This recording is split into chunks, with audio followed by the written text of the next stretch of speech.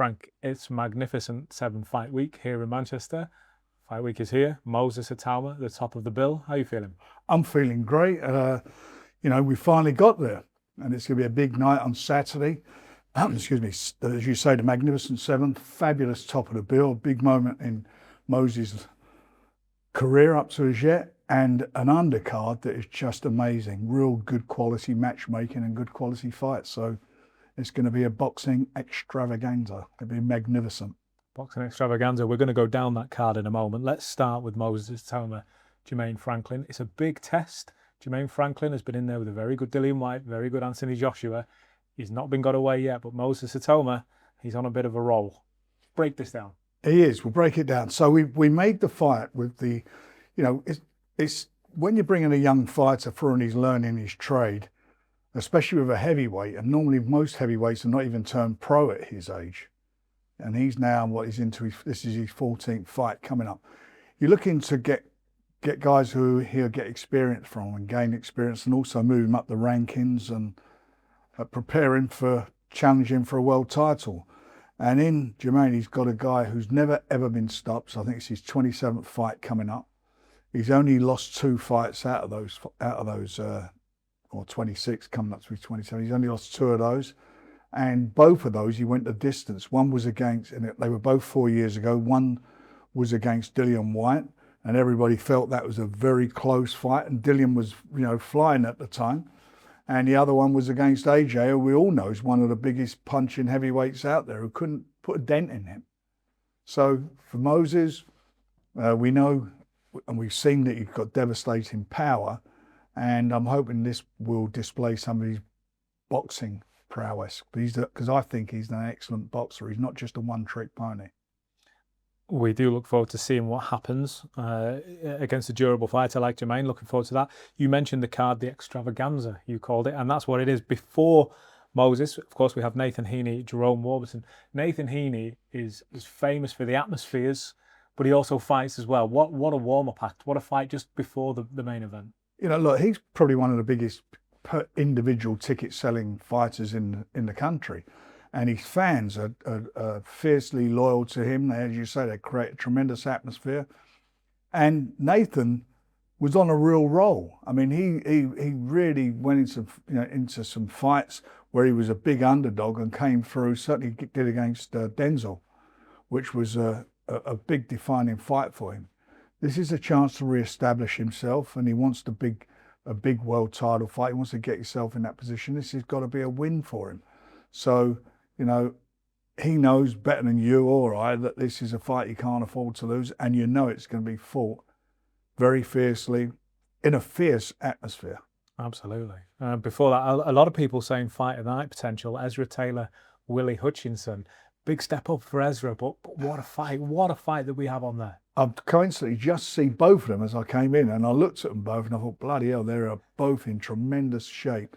And they should be. They've had, because the delay, the fight being postponed, they've had like a double training camp. And I'll tell you, both of them are very, very competent. I think we're going to get something extra special between those two.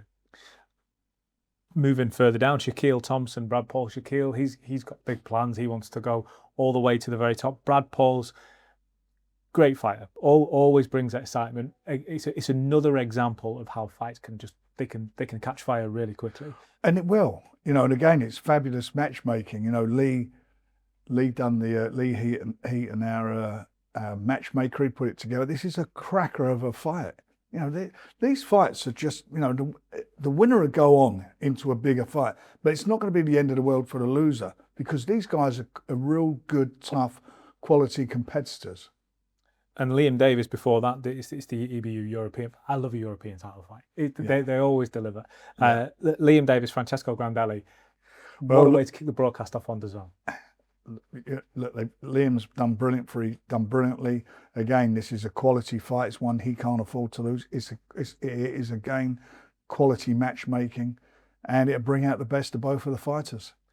While we have you, Frank, yesterday we saw the announcement of Jared Anderson joining the ranks. Just talk to us a little bit about the excitement around Jared Anderson. I'm delighted that he's on board with us.